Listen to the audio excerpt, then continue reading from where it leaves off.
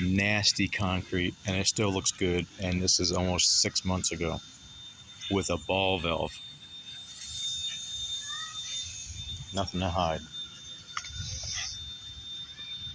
Now we go over here, and this was just done today.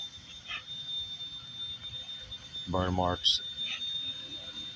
Didn't even clean it right. There's the dirt left in it.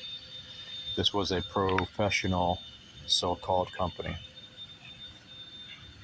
What a joke. Look at all those burn marks. Unbelievable. Well, hey, it's your money. Piss it away where you want to. No big deal. Or you can call us and get it cleaned the right way. Plus, we give you a warranty. You get a 120-day warranty on flat work, concrete cleanings. Give us a call. Or call the other guy and just get shit. I don't know what to tell you. Have fun.